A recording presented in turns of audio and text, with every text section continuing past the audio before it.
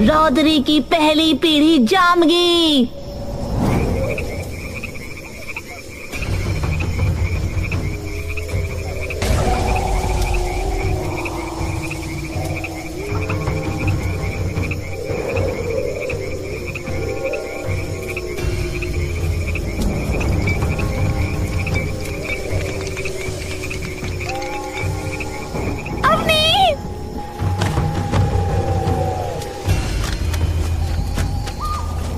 तुझे कहीं लगा तो नहीं? नहीं। क्यों, क्या हुआ? ऐसे क्यों बोल रही हो? हाँ, मैंने देखा कि राहुल ने तुझे गुस्से से पकड़ा हुआ है और तू घुटनों पे बैठी है। क्या? फिर? तभी मेघा एकदम से पीछे मुड़कर देखती है। राहुल, राहुल, राहुल! मेघा दर्द से कराहते हुए उठती और इधर उधर देखने लगती है और जोर जोर से राहुल को बुलाने लगती है और बुलाते हुए रो पड़ती है। राहुल! राहुल! क्या कर रही है? वो तुझे मारने की कोशिश कर रहा था और तू उसे बुला रही है। क्या बोल रहे हो आप? मुझे मारने की कोशिश तो वो औरत कर रही थी। अरे कौन सी औरत? मेरी माँ। क्या? मेघा बेचैन हो इधर उधर राहुल को ढूंढने लगती है और अवनी भी इधर उधर नजर घुमाकर देखती है। ये जगह कौन सी है? राहुल कहाँ गया?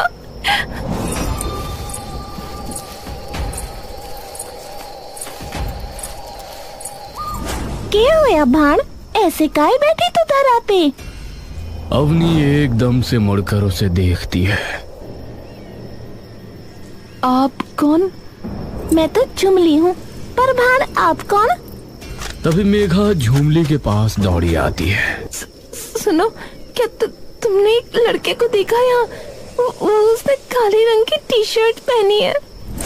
अरे अरे भाण, रो कायरी, रो ना। तभी मेघा झुमली के पास आती है। मेघा संभाल। बताओ ना, आपने देखा क्या कोई लड़का यहाँ? लड़का? कोई आपका पालतू जानवर था के? पालतू? क्या कह रही हो आप? लड़का, लड़का? शायद इनकी भाषा में कुछ और कहते होंगे। पुरुष? पुरुष? यो क्या होया भला? अरे एक लड़का जिसके बाल छोटे छोटे थे, जिसकी दाढ़ी थी। दाढ़ी? भाण मेरे कुछ पल्ले ना पड़ रहा। मारे घर चलो तुम दोनों, मारी माई को बताना, शायद वो सहायता कर दे थारी। अवनी और मेघा एक दूसरे की ओर देखते हैं। ठीक है, चलो मेरी गल।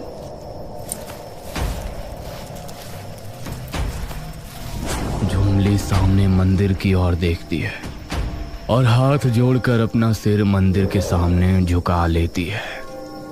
मेघा और अवनी खड़े खड़े चुपचाप निरंतर उसे देखते रहते हैं। झुमली अपनी नजर उनकी ओर मोड़ती है और उसकी आंखों में जाने कैसी खींच झलक जाती है। मेरी कैन किस लिए लखारी हो? बुरमा के हाथ जोड़ो ना। झुमली का अचानक ये स्वभाव देख अवनी और मेघा थोड़ा सहम जाते हैं। बुरमा कौन? झुमली अब एकदम से मानो बेचैन हो उठती है। साथ आओ हमारे, जल्दी। अवनी और मेघा बिना कुछ पूछे उसके पीछे पीछे चल देती हैं।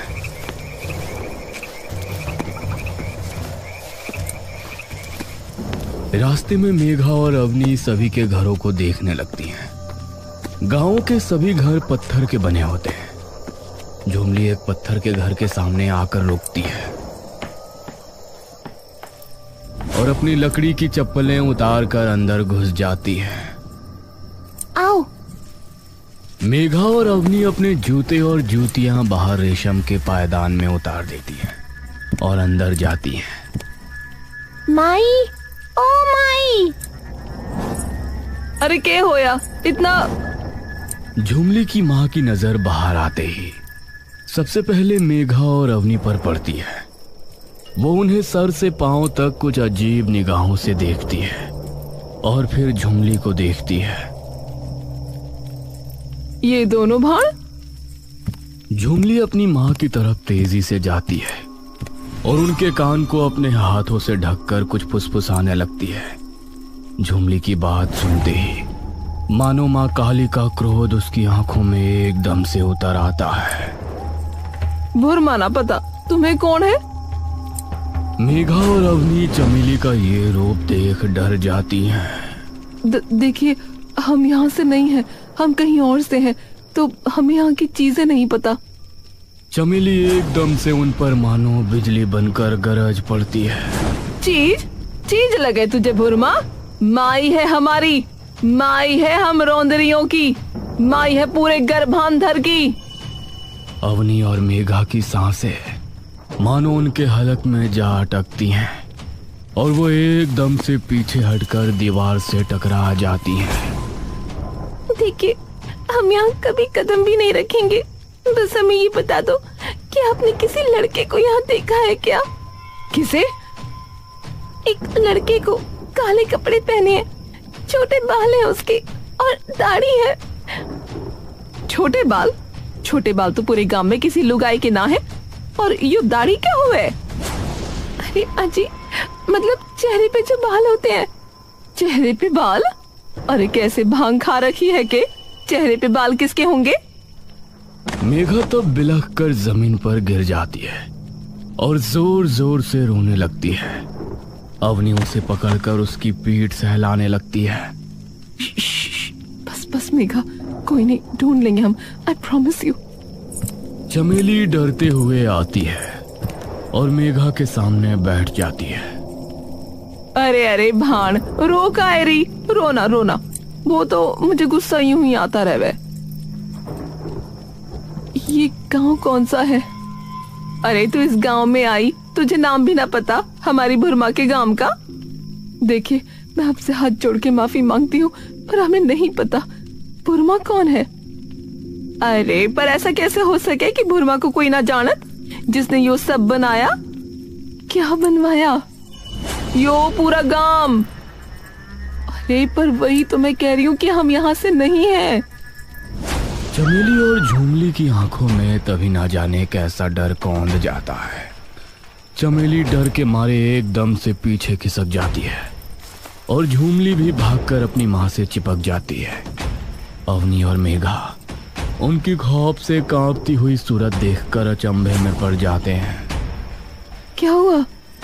चमेली झुमली का मुंह अपनी छाती से एकदम जोर से चिपका लेती है। हम लोग जंगल पार से आए हो के? अवनी और मेघा एक दूसरे को बड़ी विचलित मना स्थिति से देखते हैं। हम अलवर से हैं माँ जी, और हमसे डरिए मत, हम कुछ नहीं कहेंगे। हम बस हमारे दोस्त को ढूंढना चाहते हैं, वो कहीं गुम हो गया है। तो हम जंगल पार से ना आए? देखिए, हमें नहीं पता आप कौन से जंगल पार की बात कर रही हैं। चमेली तभी फटाफट से मेघा और अवनी के एकदम करीब आ जाती है। मेघा और अवनी डर के मारे एकदम से पीछे हो जाते हैं। अरे जंगल पार, जहाँ दानव और राक्षस रहवे। क्या? हाँ भाण, मारी बुरमा के गर्भ ग्रंथ में लिखा है कि गर्भांधर की कोई भी लुगाई जो गांव से बाहर जावेगी, उसे वो राक्षस जिंदा निगल जावेगा। तो इसीलिए पूछ रही थी। अवनी और मेघा एक दूसरे की ओर देखने लगते हैं। अवनी एकदम से चमेली की ओर देखती है। नहीं, आप गलत समझ रही हैं। हम जंगल के बाहर से नहीं हैं, हम असल में जंगल में ही रहते थे। तो हमारे कबीले का एक इंसान गायब हो गया है, बस उसी को ढूंढ रहे हैं। अच्छा, अरे झुमली, डर है ना, आजा। झुमली आकर उन दोनों के पास बैठ जाती है। माफ कीजिएगा, आपके घर पर कुछ खाने को है क्या? हमें बहुत भूख लगी है। अरे माफ करना भाण, डर के चक्कर में सब भूल गए। झुमली, गेला मारे भाणा खातिर कुछ खाए का इंतजाम कर ले। भाण, जो खाना है झुमली को बता दो, वो ले आएगी जंगल से पकड़ के। तुम लाओगी जंगल से पकड़ के? लो, ये तो आम बात है, भारी माई ने तो अकेले शेर तक से टक्कर ली है। अवनी और मेघा भौचक्के होकर झुमली की ओर देखने लगते हैं। चलो मैं थारे लिए रोटी ले आऊं। ठीक है, आप लोग इतने बनाओ, हम थोड़ा बाहर घूम लेते हैं। हमने गांव में नहीं देखा ये कभी। चोखो चोखो घूम ले आओ। अवनी मेघा का हाथ पकड़कर तभी बाहर निकल जाती है और उनके घर से कुछ दूर जाकर बाहर एक कोने में खड़ी हो जाती है। अवनी, ये क्या है? ये कौन सी जगह है? इसका कभी नाम तक नहीं सुना हमने। और आपने झूठ क्यों बोला उनसे कि हम जंगल से हैं? अगर मैं ये बता देती कि हम जंगल के बाहर से आए हैं तो वो पता नहीं क्या करते। देखा नहीं तुमने, डर के एकदम से कैसे हम दोनों से दूर भाग गए थे वो दोनों। पर अब राहुल को कैसे ढूंढे? अवनी मेघा के कंधे थामती है। मैं लेके आई थी यहाँ और मैं ही लेकर जाऊंगी, चिंता मत कर। अभी हमें हिम्मत और दिमाग से काम लेना पड़ेगा। पर हमें तो ये भी नहीं पता कि हम हैं कहाँ। तेरे पास तेरा वॉकी है अभी? नहीं, वो तो जब मैं भागी तभी मेरे हाथ से गिर गया। मेरा भी। अरे यार। पर आप ये क्यों कह रही थी कि राहुल ने मुझे पकड़ा हुआ था? मैंने सच में देखा था कि तू घुटनों पर बैठी है और उसने तुझे गुस्से में पकड़ा है। उसने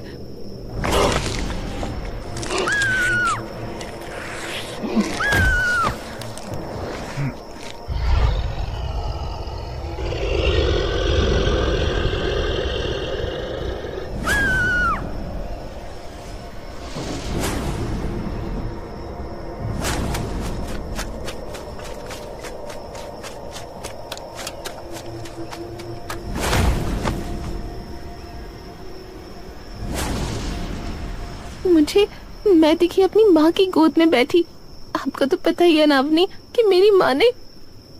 अवनी स्तब्ध होकर उसे चुपचाप देखती रहती है। ऐसा लगा मानो मेरा पूरा बचपन आंखों के आगे आकर खड़ा हो गया हो। उस औरत का प्यार से बुलाना बिल्कुल वैसा ही जैसे माँ बुलाती थी। वो मेरे कंघी से बाल बना रही थी। पता नहीं फिर से किस बात पर गुस्सा आ गया और वो एकदम से मेरे पीछे भाग ली कंघा लेके। और मुझे बिल्कुल वही दिखा जो मेरा सबसे बड़ा डर है। ऐसा लगा कि तू और राहुल नहीं बल्कि मेरे माँ बाप खड़े हो। मेघा अवनी की तरफ देखती है। तो हम दोनों को वही दिखा जो हमारा सबसे बड़ा डर था। इस गांव से निकलने के लिए पहले इस गांव के बारे में पता लगाना पड़ेगा और उसके लिए बस एक ही रास्ता है। तभी अचानक उन दोनों को राहुल की आवाज सुनाई देती है। मेघा, मेघा बचाओ। मेघा अचानक पागलों की तरह इधर उधर देखने लगती है। राहुल, राहुल, राहुल, कहाँ हो तुम? राहुल, राहुल। मेघा जान। मेघा राहुल की आवाज सुनकर मानो अपनी सारी चेतना भूल उसकी आवाज के पीछे एक बेसमझ बच्चे की तरह दौड़ने लगती है। मेघा, मेघा, मेघा रुकना, मेघा। अवनी भी मेघा के दुलार में अपना हर तर्क भूल उसके पीछे पीछे दौड़ने लगती है।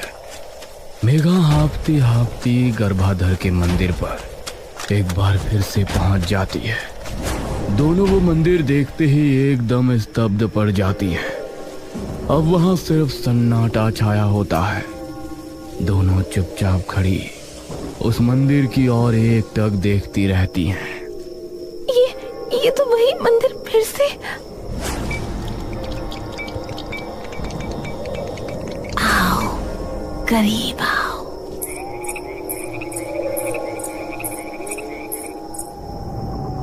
अपनी गर्दन पर महसूस होती उस औरत की सांसों की गर्माहट से मेघा और अवनी की मानो सांसें थम जाती हैं।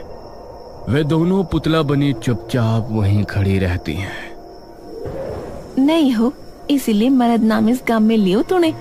पर आखिरी बार कहूँ, ये नाम इस गांव में आज के बाद मत लीजिए। नाते मौते प्रेम हो जाएगा, ध्यान रखना। इब से यही थारी दुनिया है, यहाँ से निकलने की सोची तो।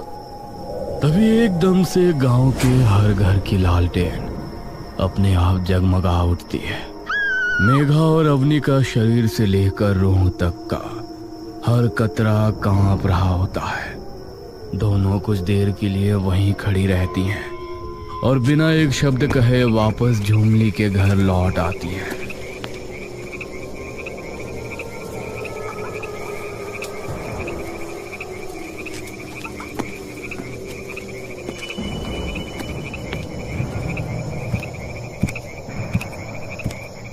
अरे आगी, चलो बैठ के रोटी खा लो अब। उस आवाज ने मानो उनके शरीर के हर अंग को अपनी ध्वनि में जकड़ लिया हो। मेघा और अवनी चुपचाप खाना खाने लगी। अवनी अपनी सारी हिम्मत जोड़कर एक गहरी सांस लेती है।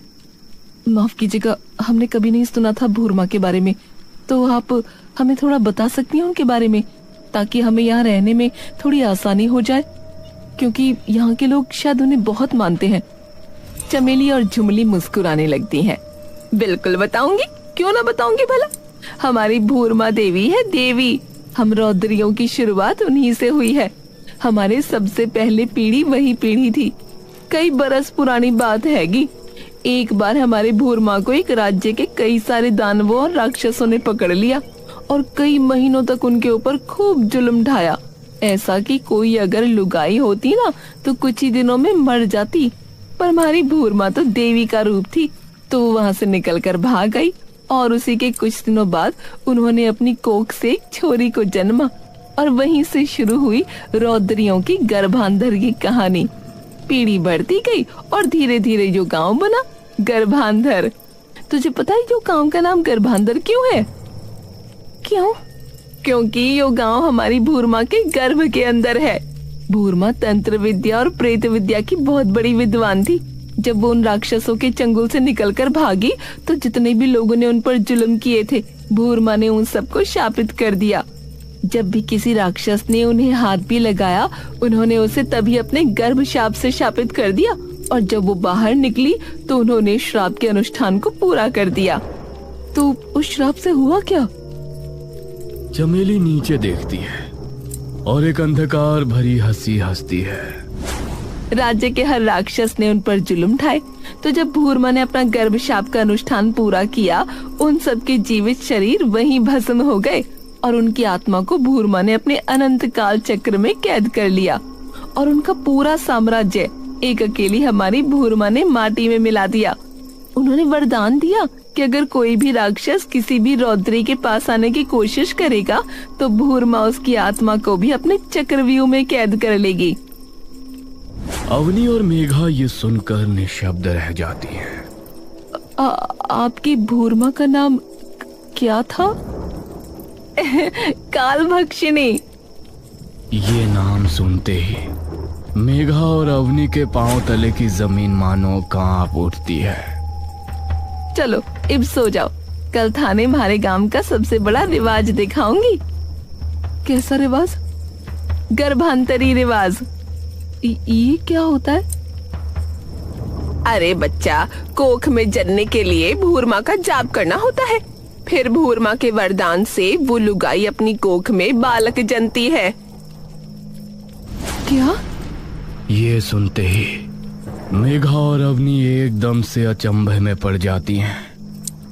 अभी तुम सो जाओ, कल देखना ये रिवाज।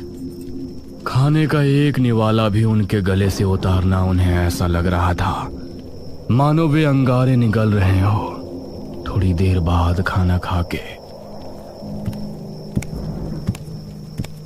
दोनों नीचे बिछे बिस्तरों पर लेट जाती हैं। ये चल क्या रहा है? कालभक्षिणी, ये तो वही नाम है ना जो उस पत्थर की साउंड फ्रीक्वेंसी में आपको सुनाई दिया था। हाँ, ऐसा गांव जहाँ इतनी ताकतवर औरतें रहती हैं कि बचपन में शेर का शिकार कर लेती हैं और बिना किसी आदमी के प्रेग्नेंट भी हो रही हैं, सिर्फ किसी रिवाज से। उन्हें तो ये तक नहीं पता कि मर्द क्या होते हैं। इतना रहस्यमयी गांव और किसी को पूरी दुनिया में इसकी भनक तक नहीं है। दोनों चुपचाप इसी असमंजस में कुल्हाती रहती हैं। दोनों को अभी तक यकीन नहीं होता कि वे आज सुबह तक कहाँ थी और अब कहाँ है।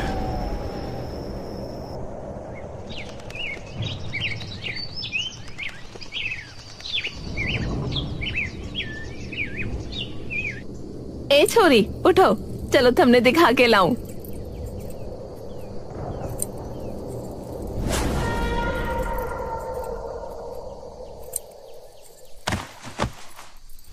अवनी और मेघा उठकर मुंह हाथ धोने जाती हैं। अरे रुको, जे लो, जो मारे वाले लत्ते पहनो, फिर कृपा होगी थार पे भूरमा की।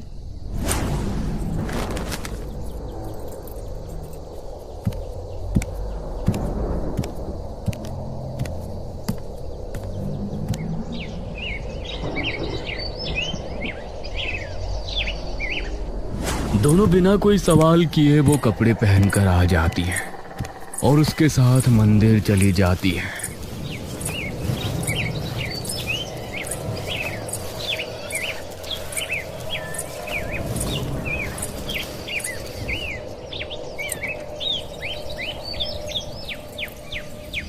यहाँ सिर्फ लड़कियां हैं?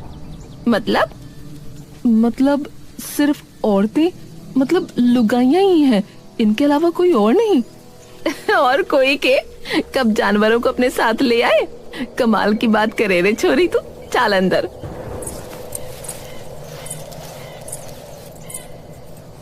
इस गांव में सिर्फ औरतें ही रहती हैं, कोई मर्द नहीं। क्या? हाँ, कल तूने सुना ना, इन्हें पता भी नहीं कि मर्द होते कौन है। और अभी देख, सिर्फ लड़कियां प्रेग्नेंट तो ये तंत्र मंत्र से हो रही हैं, शेर तक का शिकार भी कर लेती हैं। फिर मर्दों का काम ही क्या है? मेघा चिंतन भरी निगाहों से अवनी की ओर देखती है। कहीं राहुल को काल भक्षिणी ने तो नहीं? अवनी एकदम से उसके मुंह पर हाथ रख देती है। अगर उसने सुन लिया तो गड़बड़ हो जाएगी। पर राहुल का क्या? ढूंढ लेंगे, पर अभी शांति से काम लेना होगा। मेघा और अवनी अंदर चली जाती हैं।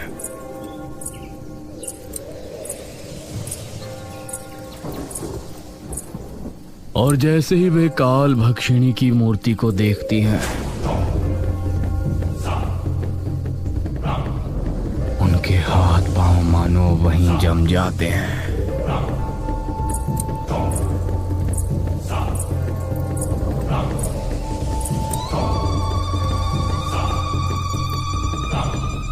भाड़ो, आज हमारी भाण पारो पेट से होने जा रही है, तो अपने अपने कड़े खड़खड़ाओ और स्वागत करो भाण पारो का गर्भांतरी रिवाज ताई।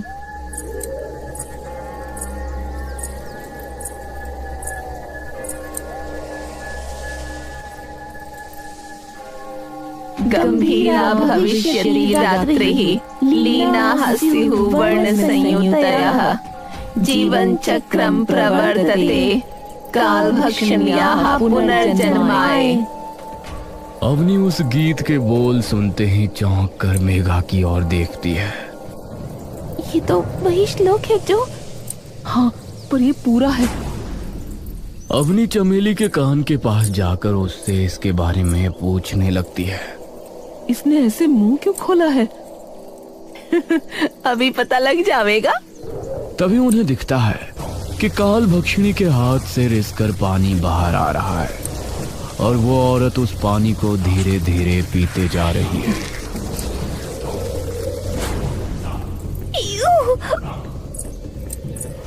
अरे डर ना, यो तो भूरमा का आशीर्वाद मिल गया तुझे।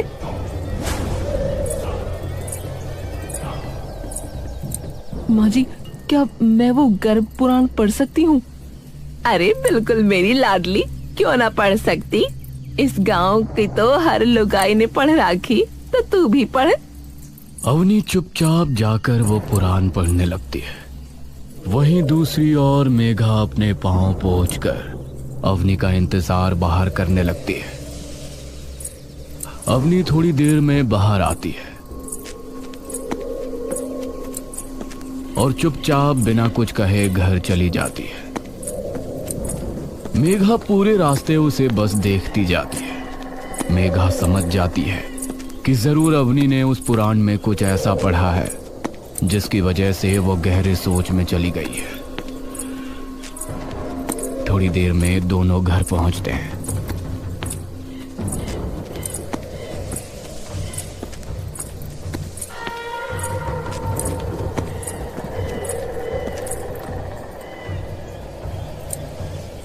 चलो छोरियो, मैं थारे लिए कुछ खाने का बना दूं।